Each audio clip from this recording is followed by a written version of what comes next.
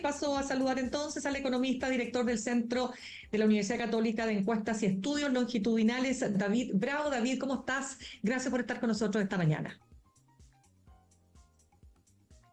David, ¿me Buenos escuchaste? días, Karina. Ah, ya, pensé que no me habías escuchado. David, quiero partir por esta encuesta de ingresos, ¿no es cierto?, del Instituto Nacional de Estadística para 2024.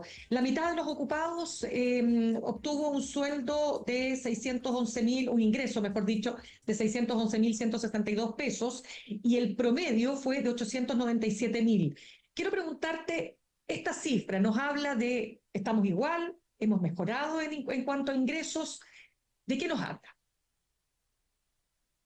Bueno, es una foto, ¿cierto?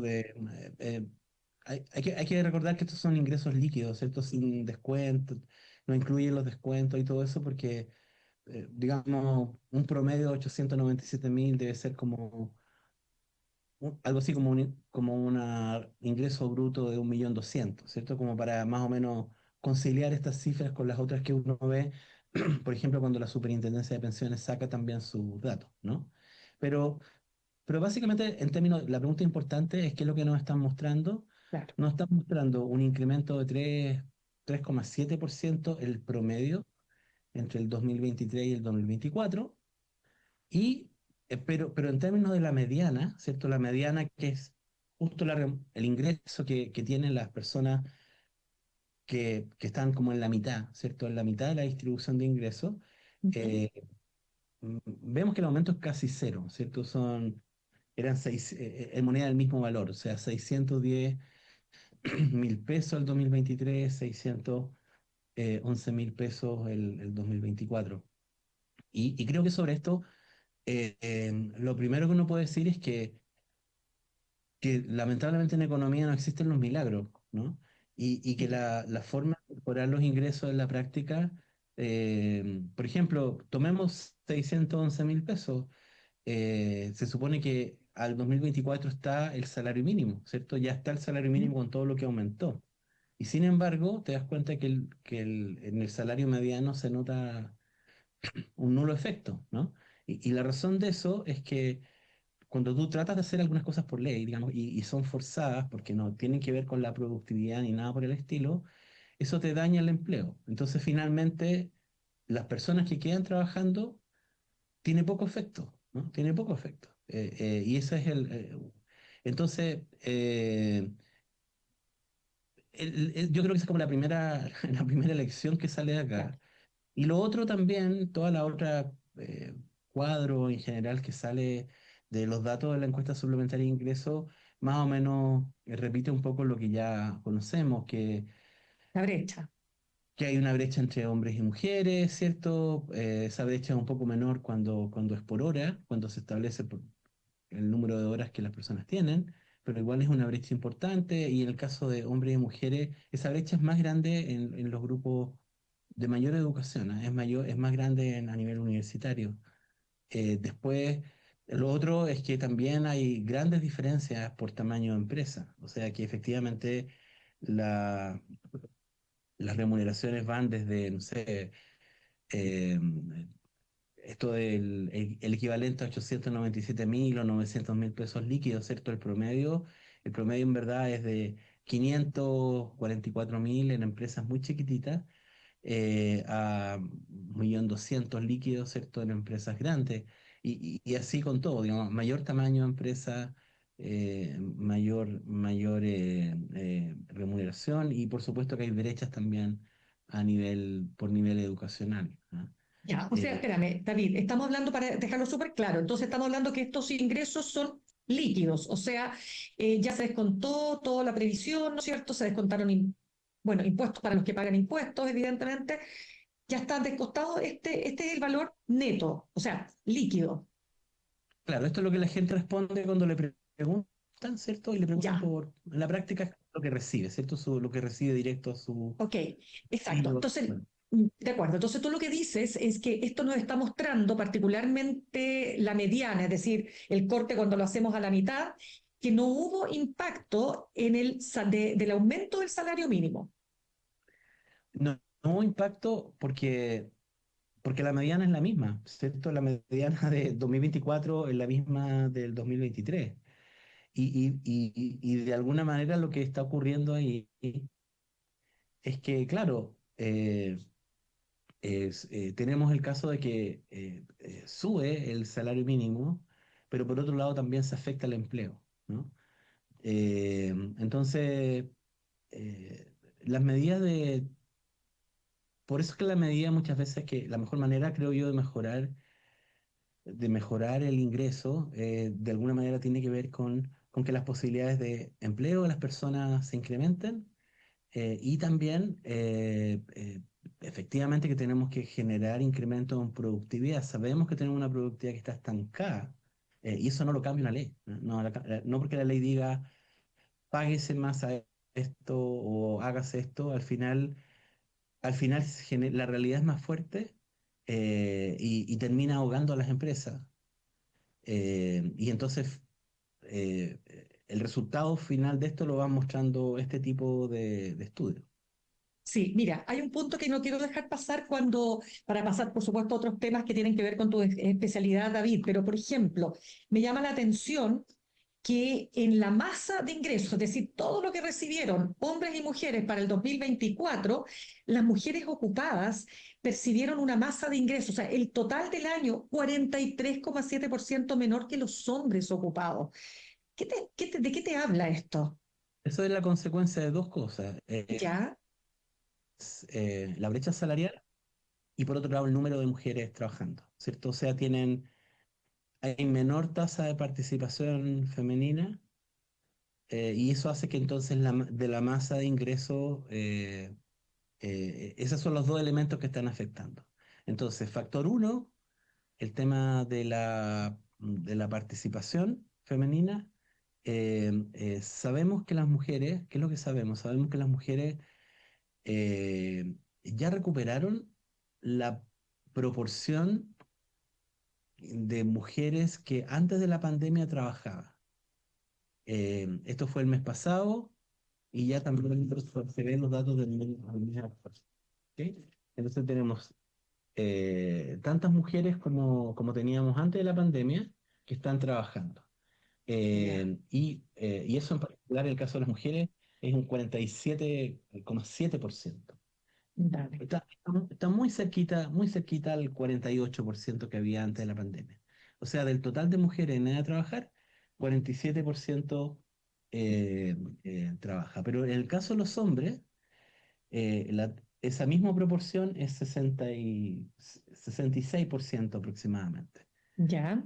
Todavía está lejos del 68% antes de la pandemia, ¿cierto? Entonces, vemos que eh, todavía ahí hay un tema muy importante, o sea, necesitamos que eso se acerque mucho más y venía incrementándose, si uno mira en el tiempo, entre 2010 a 2019, vemos que venía incrementándose la tasa de participación femenina gradualmente, ¿cierto? Por ejemplo, Ya. era como el orden del 41% en 2010 y llegó a ser 48% antes de la pandemia. Hoy día ya prácticamente estamos en 48. O sea, esos Ya, 7 puntitos se incrementaron entre 2010 y 2019. ya, Vino la pandemia y obviamente todo bajó y recién estamos en el caso de las mujeres recuperando eso, pero probablemente nosotros deberíamos hoy día haber estado en un nivel muy, muy superior. O sea, eh, deberíamos hacer que la tasa de ocupación más femenina llegue a 50-55%, ¿cierto? Es como básicamente hay que reducir la brecha. Entonces, ahí tenemos un área pendiente. Sabemos que además eso tiene que ver con cosas que hay que hacer en la economía, pero al mismo tiempo, salas cunas, pero no solamente eso, sino que hay muchas otras cosas que se podrían hacer. Pero además entonces estamos en medio de esta crisis de empleo actual que hace las cosas más difíciles, ¿no? Entonces, pero eso explica el indicador que me describe, la claro. menor tasa de ocupación de las mujeres y el otro elemento tiene que ver con la brecha salarial. ¿no? Ya, es que te lo pregunto porque ahora entremos en los efectos que esto tiene, particularmente ahora en las carreras presidenciales, ¿no es cierto? Porque todos los dardos están puestos sobre, naturalmente, el actual gobierno, pero también en la candidata Janet Jara respecto de, por ejemplo, esta creación de empleos de 142 en el último año, 141 nuevos puestos de trabajo. Quiero preguntarte, técnicamente, ¿cómo se explica, y si te parece satisfactoria lo que ha dicho la autoridad en términos de que en realidad lo que pasó es que se crearon 100.000 nuevos puestos formales y desaparecieron 100.000 informales? Yo creo que la autoridad ha estado permanentemente bajándole el perfil al tema del empleo y toma dos indicadores, que son los indicadores básicos del mercado laboral. Eh, el indicador básico no es el que la autoridad está mencionando, no es que la autoridad está diciendo, mire, eh, en realidad lo que pasó es que se crearon, no sé, 100.000 empleos formales y se destruyeron 100.000 empleos informales. ¿Ya? Claro, Y entonces, quisiera indicarnos, o deberíamos fijarnos en los empleos formales. Ese es como nuestro indicador. Bueno, ya, estaría un nuevo indicador para medir el mercado laboral, que antes no existía. O sea, la informalidad es un tema muy importante, ¿cierto? Pero digamos que, pongámoslo así, el problema número uno del mercado laboral es que las personas tengan empleo.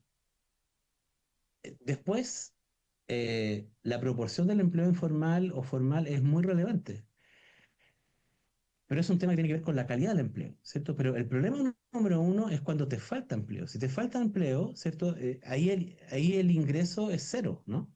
Entonces, en esas personas que no tienen empleo, el ingreso es cero. Por eso es que los indicadores, digamos, clave del mercado laboral son la tasa de ocupación y la tasa de desocupación. La tasa de ocupación por ejemplo, decir, mira, veamos el número de ocupados que hay hoy día en la economía. Y ese número de ocupados, veámoslo como proporción de la población en edad de trabajar. 56,4%, el último dato del INE. Antes de la pandemia, 58,2%. Bastante abajo. mm, Son como 294.000 empleos menos. Pero no solamente bajo respecto a la pandemia. La tasa de ocupación que tiene Chile hoy día es la que tenía en 2010. En 2010 teníamos, cuando estábamos en el terremoto y saliendo de la crisis financiera. O sea, estábamos en un periodo objetivamente que teníamos una crisis. ya, Ahí tasas tan bajas. Las tasas actuales, termómetro dice fiebre alta, porque esas tasas solo se ven en periodos de crisis. Dos, termómetro 2, tasa de desocupación, 8,9%. La tasa de desocupación además ha sido sobre 8% 30 meses seguidos, en los últimos 30 meses nos hemos acostumbrado con tasa de 8%, mucho más alto que antes de la pandemia, pero cuando tuvimos tasas tan altas como esta, las tuvimos en 2010, de nuevo, ¿cierto? No tuvimos nunca entre 2011 y 2019 tasas de 8%. Entonces, hemos vivido con con estos indicadores que demuestran que hay fiebre en el mercado laboral, pero en general las autoridades no han reconocido este problema y básicamente el embajador perfila el problema. ¿Qué es lo que pasa con la informalidad? ¿Cierto? La informalidad, el indicador del INE efectivamente muestra que la tasa de informalidad ha venido cayendo, ha caído a ya, 26%, ¿ya? Y antes de la pandemia era 29%. Entonces, pero bueno, ¿qué quiere decir eso? O sea, la informalidad es qué proporción de los que están ocupados tienen un empleo informal. Eh, pero, pero no toma en consideración el que hoy día hay menos ocupados que los que deberíamos tener, ¿cierto? Ese es el problema número uno. El tema de la informalidad, además, hay cifras contradictorias porque los datos de la Superintendencia de Pensiones muestran que si uno toma en los últimos 3 años, más bien lo que ha habido es una caída en el número de cotizantes, que son los empleados formales, ¿cierto? claro. Y ahí son los administrativos, y ahí hay una contradicción con lo que está mostrando el INE, que muestra más bien un incremento, ¿cierto? Pero yo creo que ahí más bien es un problema de la encuesta, porque los datos administrativos son los datos administrativos, ahí están las cotizaciones que se pagaron, digamos, ¿no? Ya, pero espérame, solo Entonces, para cerrar el punto de los 142, los 141 empleos. Al final, ¿cómo se explica eso? Bueno, significa que la economía no está generando empleo, ¿no? Esa es básicamente la Eso noticia. es. No sé cómo se podría poner una noticia así positiva, digamos. O sea, lo que se está tratando de hacer es bajarle el perfil al problema general y se está tratando de buscar una forma de ponerle a esa cifra, digamos, algo positivo, que la verdad es que no tiene ningún lado positivo. En 12 meses el empleo está creciendo en cero. El mes pasado, en todo caso esto viene de antes, el mes pasado había crecido en términos de 12 meses en 0,2%, el mes anterior también, 0,9%, o sea, está una tasa muy baja. Ya. Es- Y es porque la economía está creciendo, ¿cierto? O sea, sabemos que la ya. economía ha retomado crecimiento, no está tan alto, pero sí, este año se está hablando de un 2,5%, ¿cierto? Por eso no lo estamos viendo en los datos de empleo, del mercado laboral. Claro, pero te lo pregunto porque, por ejemplo, la candidata Janet Jara decía que en estos 3, 4 años de gobierno, casi 4, se han creado en realidad 570.000 empleos y no 141. Entonces, a ver, ¿cuánto se ha creado desde que partió el gobierno hasta la fecha? Sí, me parece muy bien, hagamos esa aclaración. Ya, De lo que habla el gobierno y la ex ministra Jara es de un crecimiento en el número de ocupados, ¿cierto? La cifra exacta no es esa, sino que son 486.000 empleos, ¿ya? O sea, ya, si tú tomas, por ejemplo, cuál era el nivel de ocupación que había cuando llegó el gobierno, que fue en marzo del 2022, eso equivale más o menos al trimestre febrero-abril. Y si tomamos, había un nivel de empleo, un número total de ocupados en el INE, y el último corresponde al trimestre de abril-junio de 2025, que es el que se informó hace unos días atrás. Cuando ya, comparas eso, hoy día en Chile hay 486.000 empleos más. ya, Eso. No 500 y tantos, 600, en fin. Bueno, ya. pero da lo mismo el número, ¿cierto? Pongámosle ese Sí, número. claro. ¿Qué es lo que ocurrió? O sea, lo que ocurrió es que el incremento es modesto porque en el camino la población subió, la población en edad de trabajar subió. O sea, han pasado 3 años desde el inicio del gobierno, ¿cierto? Y por lo tanto, cuando llegó el gobierno, ese número de ocupados que había respecto a la población en edad de trabajar era 55,1 y hoy día es 56,4. O sea, subió, ¿cierto? En 1,3 puntos. Pero sigue todavía siendo más bajo que el 58,2%. Correcto. Entonces, en realidad, en ese sentido, no hemos todavía ni siquiera recuperado el empleo que teníamos antes de la pandemia. Y por eso es un poco lo que yo mencionaba. Cuando uno califica esos 486.000 Ujú. empleos, esos 486.000 empleos todavía son recuperación de la pandemia, ¿no? Pero no podemos decir que Perfecto. todavía seguimos recuperándonos, ¿no? O sea, nunca logramos hacer el ajuste, lo cual es lamentable porque ha pasado mucho tiempo y probablemente somos de los pocos países que están todavía en ese rango. Entonces, eh, eh, pero aún así, con lo Ya, complejo que es eso, eh, lo que nos están diciendo el dato de abril a junio es que aún si fuera recuperación, como yo lo califico, ¿cierto? Cuando toma abril-junio 2025 con abril-junio 2024, eso es lo que es cero estadísticamente, ¿cierto? Porque ya, 141 empleos son cero. En la práctica es cero. O sea, ya. es como que en niveles anuales, ahora en el último año, si estamos tomando 12 meses para atrás, la tendencia ha llegado a que eso prácticamente es cero. Por eso que si eso sigue así, cada vez que pasa, digamos, vamos a ir de alguna manera retrocediendo. Esa es parte un poco del problema. Ya. ¿Cómo se revierte esto, David, en términos estrictamente técnicos? Porque acá vamos a escuchar una serie de propuestas y como estamos en época electoral, digo, es importante despejar, separar la paja del trigo. O sea, técnicamente, ¿qué debiera hacer el próximo gobierno para reactivar esto?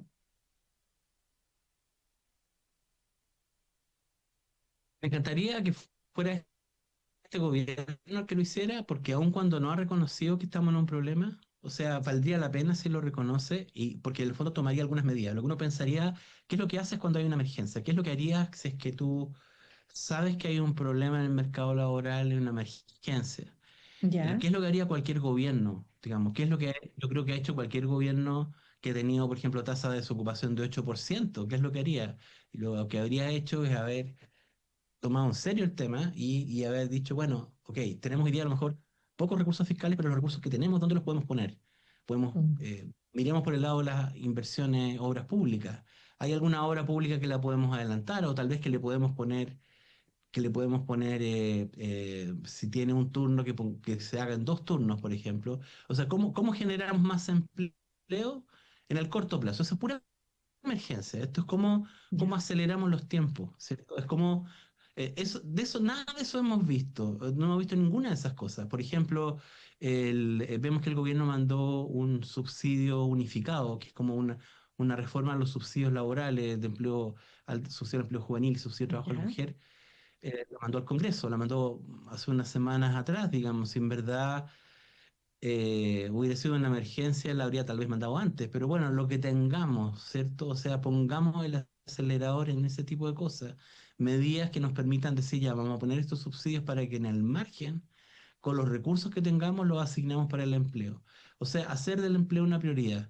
Definitivamente, yo creo que la otra cosa que también he mencionado, que se puede hacer en el corto plazo, ojalá no esperemos al próximo gobierno, es que este gobierno podría ayudar sacando cosas del horizonte que tiene, que siguen, creo yo, espantando la inversión y el empleo. Por ejemplo, el gobierno todavía sigue anunciando que va a enviar su proyecto de negociación ramal. La negociación ramal, básicamente lo que va a hacer para efectos de las empresas pequeñas, le va a poner estándares más altos para efectos de poder, estándares laborales, digamos, y por lo tanto lo que va a generar es más problemas en las empresas pequeñas y microempresas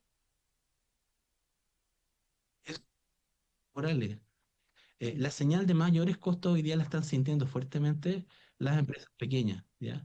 ya. Entonces uno puede decir, bueno, pero esto a lo mejor no va a pasar en el Congreso, pero digamos, este gobierno podría ayudar. Una medida pro empleo sería dejar de hacer cosas que básicamente son antiempleo. Ese sería como un mínimo para poder avanzar. Sí, Y mira, después el resto, por claro. cierto, es como el tema. Claro, solo para cerrar porque se nos acabó el tiempo, pero entonces en la práctica yo puedo desprender de tus palabras que este gobierno no le ha tomado el peso, como dices tú, y en definitiva no se hace cargo de que aquí hay una, como dices tú, una emergencia laboral. Claro, yo hablé de una emergencia laboral no declarada, digamos, hace 3 años Ujú. atrás, antes que llegara al gobierno, la expectativa de que no se le olvidara a la administración que entró de que todavía no era ocupacional prepandemia y que los indicadores eran malos. O sea, Ya, estábamos, en teoría estábamos eh, a buena, pero estábamos todavía muy pocos, ¿no? O sea, si nosotros perdimos 2 millones de empleos, es evidente que al día siguiente de eso vamos a empezar a recuperar, no sé, 100.000, 500.000 empleos. Por eso no es creación neta de empleo, estamos recuperando los empleos que perdimos. Todavía estamos en esa etapa, ¿no? Entonces, creo que de alguna manera no se ha tomado eso en cuenta. Ahora no me importa el pasado, digamos, me preocupa que, que ojalá esto se pueda abordar ahora, ahora que tal vez parece ser importante, ¿cierto? Se está discutiendo a efectos de las elecciones. Bien, digamos, los indicadores en verdad eran malos desde hace 3 años, no son malos ahora, pero si se abordara ahora, igual vamos a ganar meses. ya, Eso es lo que me gustaría, ¿cierto? Que se generara como un cierto consenso al respecto, pero el gobierno es siempre quien tiene el claro. liderazgo en esto. Totalmente. Ya pues, David Bravo, economista y director del Centro de la Universidad Católica de Encuestas y Estudios Longitudinales, muchas gracias por habernos compartido tu análisis esta mañana. Gracias por la invitación, Mirna. Gracias, un abrazo. Saludamos a nuestros auspiciadores. La Universidad Diego Portales ha dedicado 42 años a formar líderes en el país. Cuenta con académicos, estudiantes y egresados que influyen en el sector público y privado con su experiencia UDP. Universidad Diego Portales, a la altura de los tiempos, acreditada por 6 años a nivel de excelencia. Y ahorrar cotidianamente se puede, y de forma organizada, rápida y online con Ahorrando, la nueva funcionalidad de tu app Copebutch, en donde puedes programar ahorros de manera fácil y entretenida, eligiendo tus propias reglas y metas. Haz que el ahorro sea parte de tu vida con Ahorrando de Copebutch. Más información en copebutch.cl. Y te invitamos a suscribirte a nuestro canal de YouTube, @El Mostrador Podcast, con B corta, donde puedes acceder a todo el contenido multimedia del Mostrador, partiendo por el Pan, siguiendo por clicam.por.corea del Centro y mucho más. Recuerda, suscríbete a nuestro canal de YouTube en @El Mostrador Podcast.